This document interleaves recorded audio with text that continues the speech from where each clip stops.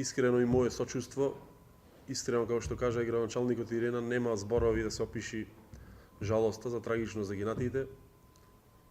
Вечна им слава, цела Македонија е со вас. Друго не знам што да кажем во врска со тој случај. А во врска со традиционалниот турнир, исто и оваа година, како претходната, ние како организатори на турнирот ветуваме дека повторно ќе имаме успешен турнир.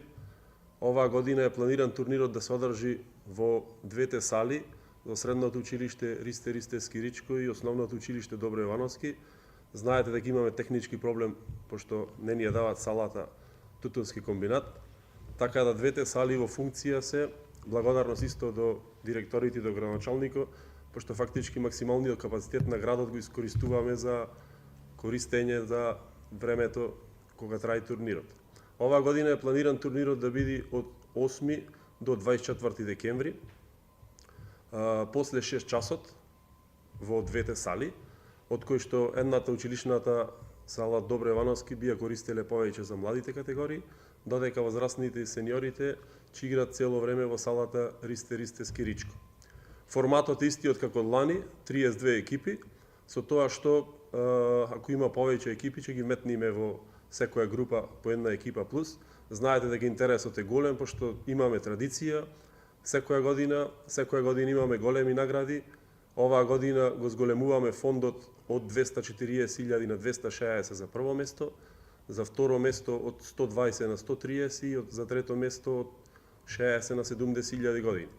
Исто така турнирот, како и секоја година, ќе има хуманитарен карактер, заедно со генералниот спонзор Конфи Ангел и дел од средствата додека останат. Благодарност до фирмите, Стопанската комора и градоначалникот, зашто без нив сигурно не би бил турнирот како што треба. Исто да напоменам дека на овој турнир продефилираат негде околу 800 учесници, шо сеньори, шо јуниори, од кои што сигурно имаме околу, со оглед на тоа дека ја немаме главната сала, во овие училишни сали сигурно имаме околу 3000 до 4000 луѓе посетители кои што го следат турнирот.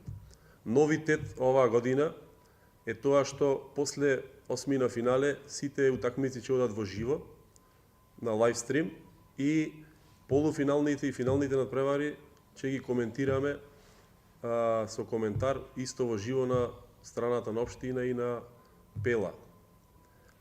Друг новитет во врска со надпреварувањето е во полуфиналните, четвртфиналните и финалните утакмици имаме враќање на ситуација или поново ВАР систем.